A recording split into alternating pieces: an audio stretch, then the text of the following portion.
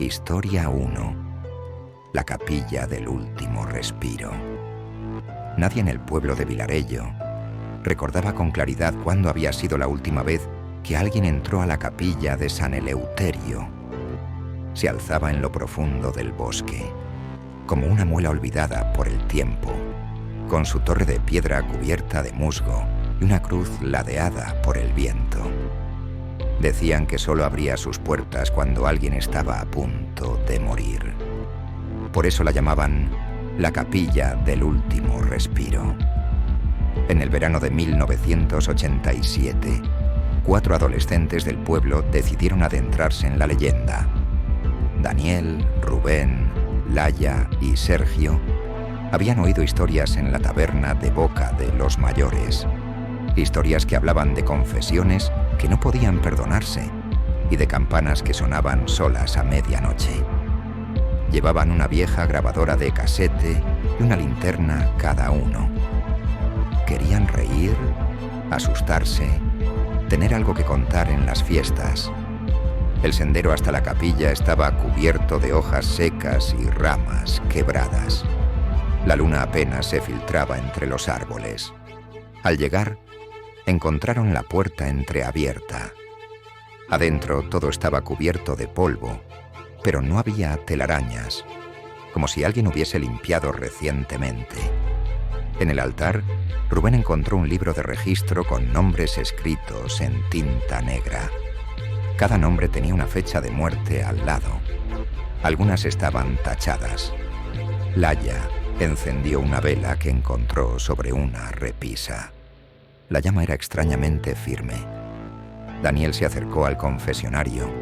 Era una estructura de madera carcomida, con la puerta apenas entornada. Colocó la grabadora y preguntó en voz alta: «Hola, si hay alguien aquí, hable ahora».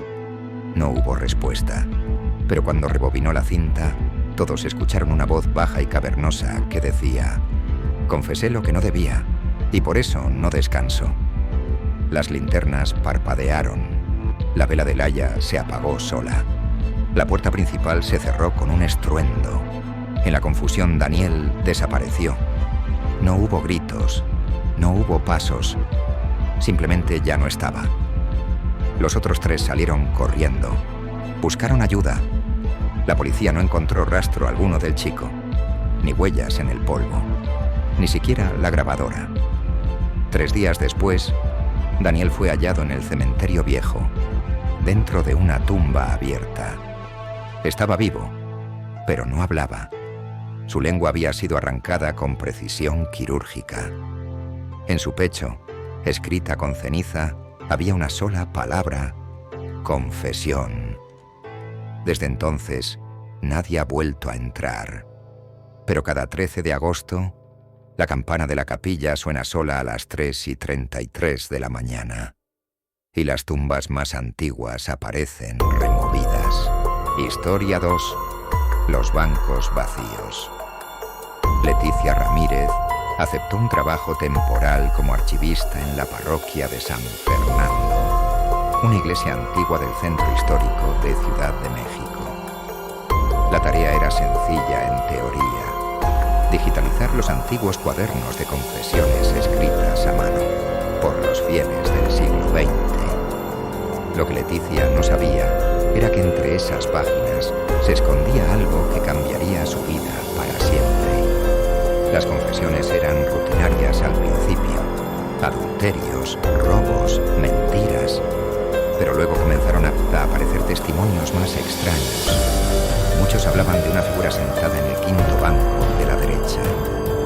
Describía una sombra, primero difusa, luego nítida, que al ser observada directamente cambiaba de forma. Algunos decían que veían a un ser querido fallecido, otros a sí mismos, envejecidos o muertos. Intrigada, Leticia empezó a tener sueños recurrentes. Siempre estaba sentada en ese mismo banco, mientras una figura idéntica a ella entraba por la puerta principal y se dirigía hacia ella. Nunca alcanzaba a ver su rostro. Una noche, incapaz de contener su curiosidad, Leticia se escabulló en la iglesia a las 3 de la mañana. Se sentó en el cuarto banco y esperó. A las 3:12 exactas, escuchó pasos. Las velas comenzaron a encenderse solas. Sintió una presencia a su lado. El banco crujía, pero no se atrevía a mirar. Cerró los ojos y vio una visión. Estaba en su propio funeral. Nadie lloraba. Su cuerpo yacía en el mismo banco donde ahora estaba sentada. Al abrir los ojos, todo estaba oscuro nuevamente. Desde esa noche, Leticia perdió la capacidad de hablar. Fue diagnosticada con psicosis aguda, pero los especialistas no lograban explicar su apego a la iglesia. Cada domingo, sin falta, se presentaba a las 3:12 de la mañana y se sentaba en el quinto banco.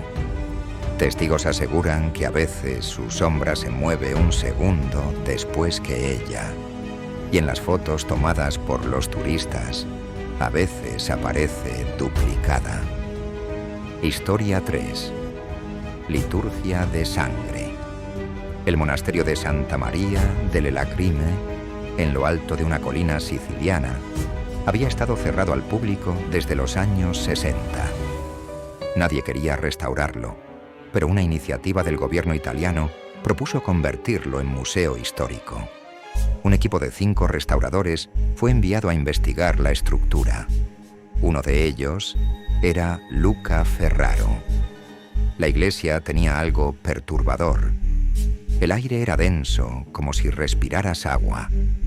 Las paredes estaban cubiertas de marcas antiguas, cruces invertidas, círculos con inscripciones en latín.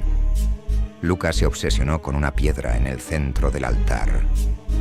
Notó que resonaba si golpeaba el suelo. Decidió excavar un poco. Lo que encontró fue una trampilla de hierro oxidado. La abrió una noche, sin avisar a sus compañeros. Bajó con una linterna y su cámara GoPro. La cripta era circular, con 7 columnas y un altar de huesos humanos. En el centro, una figura de espaldas rezaba en voz baja. Cuando Luca habló, la figura se giró. No tenía rostro, solo piel lisa y tensa. Luca huyó, pero desde ese día comenzó a tener pesadillas. Soñaba con liturgias oscuras, con himnos que no entendía pero repetía. A la semana, desapareció. La policía revisó las cámaras de seguridad del monasterio. A las 3 de la mañana, la iglesia se iluminaba sola. Un sacerdote sin rostro oficiaba una misa con fieles sin sombra. Entre ellos, Luca, con la boca cosida. El proyecto fue cancelado. El monasterio sigue cerrado. Pero algunos peregrinos aseguran oír cantos provenientes del subsuelo, siempre los sábados al amanecer. Dicen que si respondes al canto, una silla vacía aparece entre los fieles. Y ya no puedes salir. Historia 4. El órgano de las voces rojas. En el corazón del casco antiguo de Toledo, entre callejones que parecen no llevar a ningún lugar y muros que susurran en las noches sin luna, se erige la iglesia de San Ícaro del Silencio. No aparece en los mapas actuales, solo puede encontrarse si no se la busca. Fue construida en 1493, durante el reinado de los reyes católicos, y desde el inicio estuvo marcada por la tragedia. El arquitecto principal se arrojó desde la torre antes de que colocaran la última piedra. Según su diario, que fue hallado en la cripta siglos después, alguien le hablaba desde los tubos del órgano aún sin construir. Ese órgano, conocido como el órgano de las voces rojas, fue finalmente instalado por un maestro alemán llamado Albrecht Himm. Nadie sabe de qué material estaban hechos sus tubos. No eran de metal, no eran de madera. Algunos investigadores actuales creen que eran huesos tallados, humanos. El órgano solo debía sonar en Pascua, pero una noche de 1578, sin que nadie lo tocara, comenzó a sonar solo. Las notas eran disonantes, como si miles de voces hablasen al mismo tiempo en lenguas distintas. Los monjes despertaron aterrorizados. El abad murió esa misma noche con el rostro congelado en un grito. La iglesia fue cerrada. Clavaron las puertas, fundieron las cerraduras con plomo bendito. Pero a veces, aún sellada, se oía el órgano tocar a las 3:33 de la mañana. Siempre la misma melodía, siempre la misma frase grabada con cuchillos en la puerta. No escuches si reconoces la voz.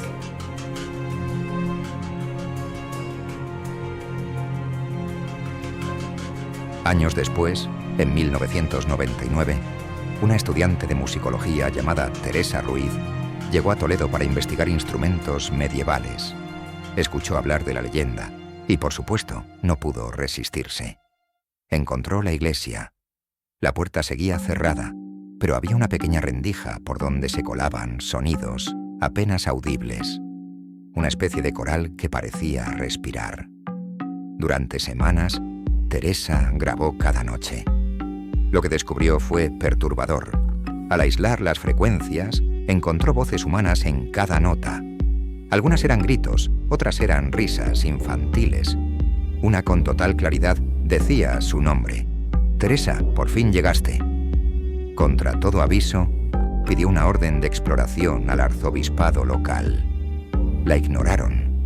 Así que una noche, acompañada solo de una linterna, una grabadora y una copia del diario del arquitecto muerto, forzó la entrada. Adentro, el tiempo parecía detenido. El polvo flotaba en haces de luz amarilla.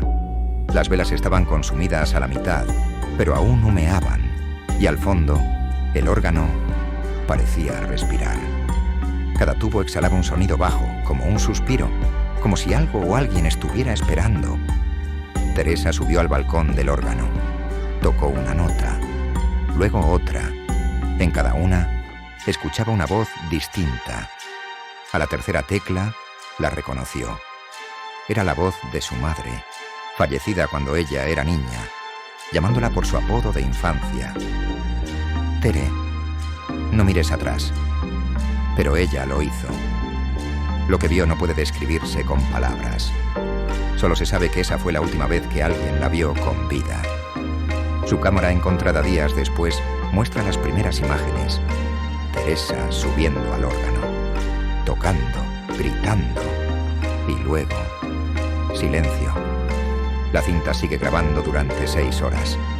En la última hora solo se escucha una melodía, tocada por manos invisibles.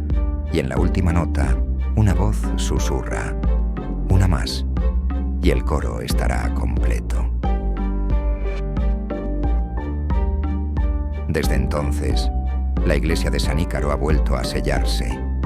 Nadie sabe quién la mantiene cerrada, pero aún hoy, quienes viven cerca aseguran que en ciertas noches, especialmente cuando la niebla cubre la ciudad, puede oírse un órgano que canta en lenguas olvidadas. Y a veces se oye un nombre familiar. Si alguna vez lo escuchas decir el tuyo, no respondas. Porque si lo haces,